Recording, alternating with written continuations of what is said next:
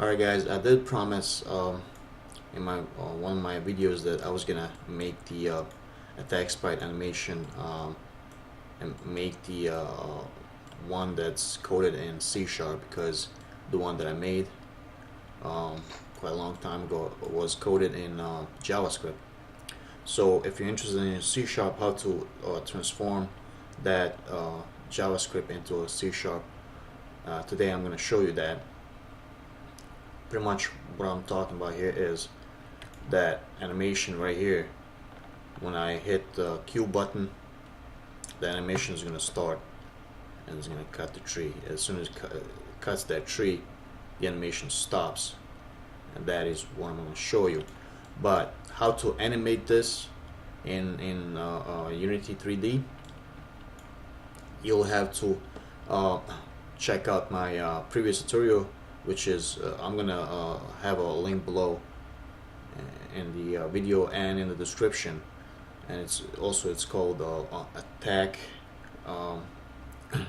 animation sprite, or attack sprite animation, I believe. But I'll have it in a link below if you're interested in how to actually animate this. It's really easy. You can animate this inside the Unity 3D, Unity engine. It's a quick way to animate it. So I'll have that linked to this video so you guys can watch it. But right now I'm gonna just open up the as you can see, I have hood animation script, JavaScript for the animation, but I just animate I'm sorry, I translated this script into the C#. So let's look at the C# part.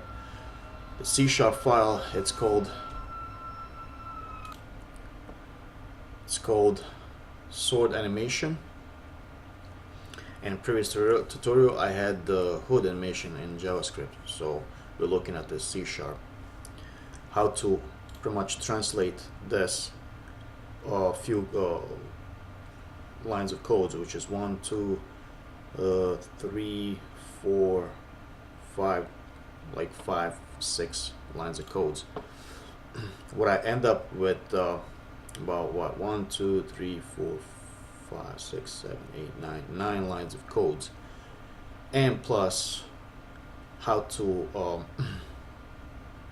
communicate with another C# file for it to make it work. So let's first look at the sword animation. We have a public variable public animator anim, called an anim, referencing it to anim.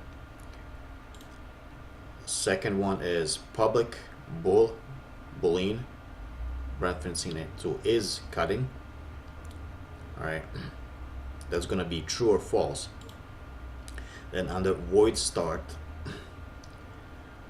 inside the braces, I already brought in the is cutting equals false. I mean, you can do it up here as well, is cutting equals false, but I did it here under the start. Just a way to practice different ways to do it. Under function void update, in the inside the braces, bring in the statement if, in parentheses, is cutting is equal to true. Alright, right now it's false, but if it's equal to true, do something here. Inside the braces, do something here. And then in this line says anim, which is I'm calling the animator anim right here, dot set bool, alright, capital letter S, capital letter B, set bool, in parentheses, and inside the speech marks, is active. Again, this is active string is inside the animator, which is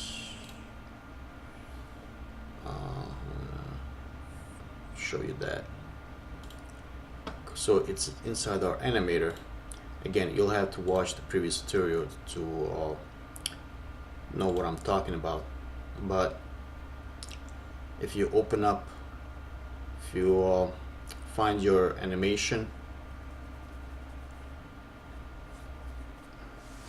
and click on it, open up your animator, this window is going to pop up.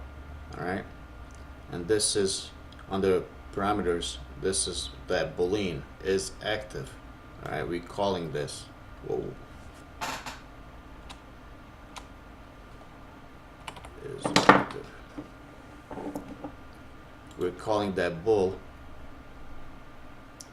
through this line of code, and then we were setting it to true, because if it's cutting true, then you know, set the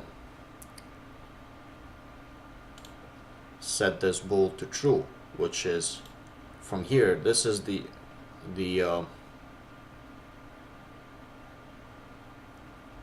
what is this, an idle?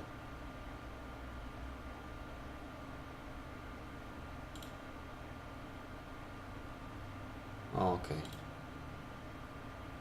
true. Oh, yeah, because it's under idle. The idle is just an empty animation, and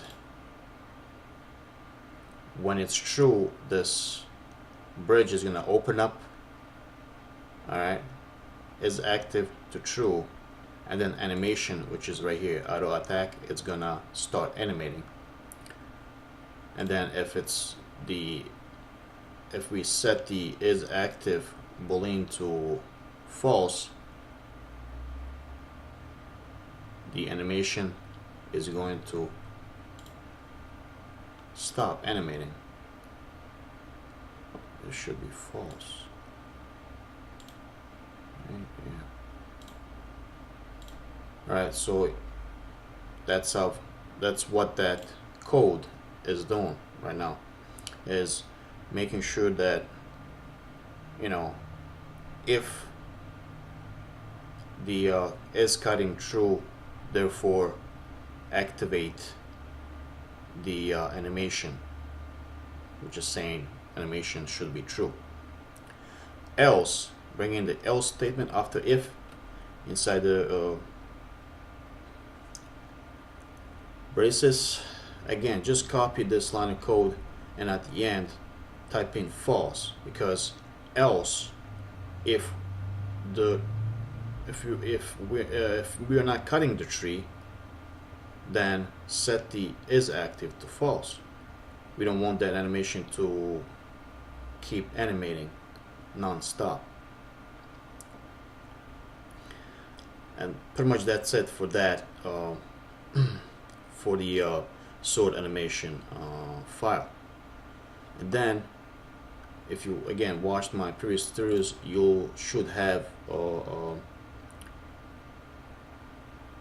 file on the C# called cut tree or cutting tree or something like that. Depends which one you followed, because I have quite a few of them. And inside that file, you have to reference the or sword file by doing that on top here of the beginning of the script. Type in the sword animation, which is we're referencing it to the file, alright, and then call it something. Mine is called sword anim, okay.